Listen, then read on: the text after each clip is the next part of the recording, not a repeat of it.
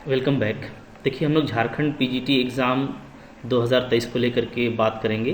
चूँकि इसमें correction window जो है ओपन है, तो अगर आपने इसका फॉर्म फिलअप किया है, आप इसका एग्ज़ाम देना चाहते हैं, तो आपने कुछ अगर मिस्टेक किया हुआ है अपने एप्लीकेशन फॉर्म में, तो वो आप करेक्ट कर लीजिए। इसके लिए अभी 10 मई से लेकर के 12 मई तक ये आपका खुला हुआ है, तो अभी आपके पास में जो भी 2 दिन है, आप चाहो तो उसमें करेक्शन कर सकते हो, राइट। अब देखो, वो जो बहुत सारा जो क्वेरी है, जो मेरे से क्वेश्चन आ रहा है, वो फिर से वही पुराना वाला बात को लेकर के आ रहा है कि जो JSSC पीजीटी रेगुलेशन है, तो उसमें क्या करेक्ट होना चाहिए। 2007 2014, ठीक है, ये ऑप्शन लिया जाए, यस किया जाए या नो किया जाए, क्या किया जाए। तो देखिए, इस पर हम लोग डिटेल में बात कर लेंगे, ताकि आपको भी जो है एक कॉन्फिडेंस आ जाए, ठीक है, और जो एक बहुत सारा जो कन्फ्यूज़न है वो क्लियर हो जाएगा। तो 1 बाय 1 आज थोड़ा मैं आपसे डिटेल में बात करने वाला हूँ, ताकि आप, और लास्ट में मैं सम अप कर दूंगा कि किस केस में आपको क्या करना चाहिए, ठीक है। तो इसको आप लास्ट तक देखिए, डेफिनेटली आपको फ़ायदा होगा। जो ब्रोशर दिया हुआ है, एक्चुअली जो ऑफिशियल नोटिफिकेशन होता है वो ज़्यादा इंपॉर्टेंट होता है, तो उसके रेफरेंस से हम लोग कंप्लीट बात करेंगे, ओके। देखो, फर्स्ट हम लोग ये देखेंगे कि जैसे आपको यस करना है या नो करना है, राइट। तो देखिए, मोस्टली केस में ना आपको यस ही करना है, ठीक है। क्योंकि देखो, रेगुलेशन होता क्या है, जैसे कोई भी नियम बनता है ना, तो उसके लिए ये तय किया जाता है कि भाई कौन से लोग एलिजिबल होंगे। तो यहाँ पे ये जो रेगुलेशन है वो आपका मिनिमम एलिजिबिलिटी क्राइटेरिया को डिसाइड करता है, तो इसलिए रेगुलेशन हमको मोस्टली केस में यस भरा जाएगा, ठीक है। मैं अभी आपको बात करता हूँ, और नो कौन लोग भरेंगे ये भी हम लोग बात कर लेंगे, ठीक है। तो हम लोग के पास में देखिए, एक तो इम्पॉर्टेंट जो है वो ब्रोशर है, तो ब्रोशर पे चलते हैं। देखिए, सबसे पहले आइए, देखिए ये ब्रोशर आ गया, ओके। अगर आप ब्रोशर को देखेंगे, जो जिसमें पूरा डिटेल दिया हुआ है आपका, तो उसमें हम लोग देखेंगे कि 2 तरह का नियम पर डिस्कस किया गया है। एक है, देखो आप यहाँ पे देख सकते हो, ठीक है, नियम कौन सा है, 2014, ठीक है। और यही जो है, याद रखिएगा कि 2014 का नियम है ना, वही 2021 में भी रखा गया है। तो ये पहले इंपॉर्टेंट है, याद रखना। बहुत लोगों का ये कन्फ्यूज़न है कि जो 2014 के बाद वाले डायरेक्ट नो करेंगे, ऐसा नहीं है। तो अभी हम लोग बात करेंगे इस पे। 2014 वाला यथा संशोधित, ठीक है, यानी 2021 में जब ये वैकेंसी के लिए नियम बनाया जा रहा था ना, तो 2014 ही वाला को रखा गया। तो 2014 का नियम क्या कहता है कि आपको जो है झारखंड में +2 का टीचर बनने के लिए आपको कम से कम 50% के साथ आपको स्नातकोत्तर यानी पोस्ट ग्रेजुएशन होना चाहिए, और साथ में बीएड का डिग्री होना चाहिए। बस इतना ही कहता है, ठीक है। ज़्यादा इसमें डिस्कस नहीं करना है, हम लोग अभी बात करेंगे, ठीक है। अच्छा, इसके बाद देखो, 2007 का एक नियम था। तो 2007 का नियम वही नियम है जो 2002 में बनाया गया था, ठीक है। और ये कहता है कि अगर आपको टीचर बनना है झारखंड में, तो आप के पास में कम से कम 45% जो के साथ में स्नातकोत्तर होना चाहिए, साथ में बीएड का डिग्री होना चाहिए, ठीक है। तो अगर कम से कम 45% है, तो 2007 ही वाले में आप उसको अप्लाई कर सकते हैं, ठीक है। अभी हम लोग इसको और भी ज़्यादा क्लियर करेंगे, ओके। ये 2 हो गया, यही 2 जो है नियम पे डिस्कस करना है। तो अब इसको ज़्यादा क्लियर करने के लिए एक बार और जो है ऑफिशियल वेबसाइट पे डाला गया था, तो हम लोग उसको भी देख लेते हैं। तो JSSC ने फिर इसको और भी क्लियर किया कि 2007 किसके लिए, 2014 किसके लिए, ठीक है। तो आप यहाँ पे देख पा रहे हैं, जैसे देखो यहाँ से है 2014 के बारे में पहले बात करेंगे। तो यहाँ पे देखिए दिया हुआ है कि जो 2014 का जो नियम है, ठीक है, और यही नियम है किसके लिए, यही है आपका यथा संशोधित 2021 के लिए। इसके अनुरूप क्या है कि बीएड के लिए, जब आप बीएड कर रहे हैं, तो बीएड हेतु, ठीक है, जो भी NCTE से अप्रूव्ड है, तो उसमें वो जो लागू हुआ है, तो डेट क्या है, वो है 31 अगस्त 2009, ठीक है। यहाँ पे आप देख पा रहे हैं बढ़िया से, ओके। तो 31 अगस्त 2009, तो 31 अगस्त 2009 से जिनका नामांकन सत्र रहा हो, ठीक है, यानी 31 अगस्त 2009 या उसके बाद जिनका भी बीएड का सेशन है, ठीक है, तो उनके लिए ये कहा जा रहा है कि आपको बीएड के साथ साथ कम से कम क्या होना चाहिए, 50% होना चाहिए स्नातकोत्तर में, राइट। तो अगर आपके पास में कम से कम 50% है और बीएड का डिग्री है, तो डेफिनेटली आप 2014 के इस नियम को क्या करते हैं, ठीक है, कवर करते हैं, ठीक है, जो कि 2021 का भी नियम है। यानी याद रखिए कि अगर आपने, इम्पॉर्टेंट ये डेट है, अगर आपका जो बीएड सेशन है वो 31 अगस्त 2009 के बाद का है, और साथ में आपका पीजी में कम से कम 50% है, यानी जाहिर सी बात है 51-52 कुछ भी हो, 75 हो, 80 हो, 90 हो, पूरा 100% हो, पर कम से कम 50% है, ठीक है। इसके ज़्यादा कुछ भी हो सकता है। तो अगर ये दोनों बातें हैं कि आपने 31 अगस्त 2009 के बाद आपका बीएड का सेशन है और आपका जो है कम से कम 50% है, तो आप यस ही भरेंगे। ठीक है, देखो जो नियम है ना वो यही कहता है, आप यस भरेंगे और यस करने के बाद आप क्या करेंगे, आप 2014 करेंगे। ठीक है, ये मैं अभी आपको समअप करने वाला हूँ। ठीक है, आप इसको पूरा देखो। तो क्या मैंने बताया कि 31/8/2009 से जिनका सामान, अब देखिए ये 2009 के बाद 2010 में किया है आपने, 12 में किया है, 14, 16, 18, 20, जब भी आपने बीएड किया है, अगर आपने ये बीएड किया है तो पहले ये बीएड 2014 तक 1 साल का था, फिर ये बीएड आगे जा करके 2 साल का हो गया। तो कोई भी बीएड आपने किया है, ठीक है, आपका 2009 के बाद का बीएड है, अगस्त 2009 के बाद का, और आपके पास में पीजी में 50% कम से कम नंबर है या उससे ज़्यादा है, तो डेफिनेटली आप यस करेंगे और उसके बाद आप 2014 को चूज़ कर लेंगे। ये हमको नोटिफिकेशन कहता है। ठीक है, फ़ोन कॉल में क्या बात हुई है, ईमेल के थ्रू क्या हुआ है, उस पर भी हम लोग आएंगे। ठीक है, अभी उस पर आप उसको लास्टली कंक्लूड करो। ठीक है, लास्ट तक देखो इसको। अब देखो इसके बाद जो 2007 है, तो ये आपको साफ ये कहता है कि 2007 के लिए क्या है कि 2007 का नियम कहता है कि आपका जो 31 अगस्त 2009 है उसके पहले जिसका नामांकन सत्र रहा हो बीएड में, ठीक है, अगर आपने बीएड किया है और 31 अगस्त 2009 के पहले का आपका सेशन है, 2009 के पहले का सेशन है आपका, तो इस केस में क्या होगा कि अगर आपके तो इस केस में आप क्या करेंगे, यस करने के बाद आप उसमें 2007 का नियम चूज करेंगे। ठीक है, अब आपका पीजी में कुछ भी नंबर हो, 45% कम से कम होना चाहिए, 45% भी हो सकता है, ठीक है, 50% भी हो सकता है, 55 भी हो सकता है, 46, 47, कुछ भी 45 से ज़्यादा होना चाहिए। ठीक है, 85, 90 कुछ भी परसेंट आपका होगा पीजी में। तो ये पीजी का परसेंटेज हो गया। तो और आपने जो बीएड किया है उसका जो सेशन है वो क्या है, वो 31 अगस्त 2009 के पहले का है।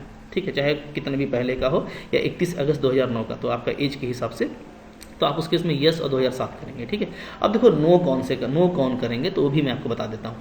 अब देखिए यस आ गया, अब आप चलोगे ब्रोशर में तो सारा चीज़ क्लियर हो जाएगा। ठीक है, अगर हम ब्रोशर में वापस चलें तो ब्रोशर जो था ऑफिशियल आ जाइए, इसके नीचे आप देखिए और भी क्या है, अथवा बोलता है कि कम से कम जो है 50% आपका होना चाहिए स्नातकोत्तर में, और ठीक है जिस सब्जेक्ट में आप टीचर बनना चाहते हैं उसमें पीजी में 50% होना चाहिए, और साथ में बीएड होना चाहिए या बीएससी एड होना चाहिए। देखिए ये इंटीग्रेटेड कोर्स है, ये इंटीग्रेटेड कोर्स है। और यहाँ पे आप देखिएगा कि ये जो बीएड होता है ना, ये बीएससी बीएड होता है, इसको पता कीजिएगा ये 4 साल का होता है। ठीक है, 3 साल आप कर सकते हैं ऑनर्स का और 1 साल बीएड इसमें मर्ज रहता है, तो ये इंटीग्रेटेड है। लेकिन इंटीग्रेटेड भी 2 तरह का होता है, ध्यान रखिएगा। ठीक है, तो ये लेकिन ये जो इंटीग्रेटेड है, ठीक है, जिसमें आप 4 साल का किए हैं, याद रखिएगा।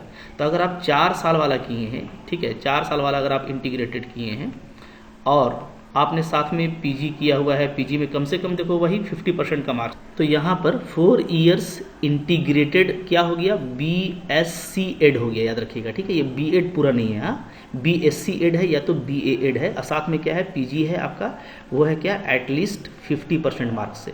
तो अब देखिएगा ये 2014 का नियम से अलग हुआ है, क्योंकि यहाँ पे सिर्फ बीएड बोला था।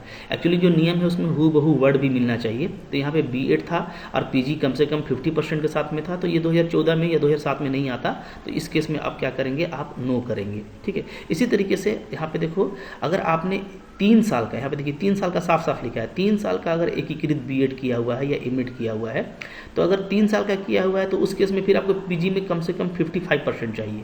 तो अगर 3 साल का कोई इंटीग्रेटेड बीएड है आपके पास में, राइट, 3 साल का इंटीग्रेटेड बीएड है, इंटीग्रेटेड ही है ये, ओके, और साथ में उसके साथ आपको जो पीजी है वो क्या है, वो कम से कम आपका क्या है, एटलीस्ट 55% होना चाहिए। इस केस में भी देखिए चेंज कर गया नियम।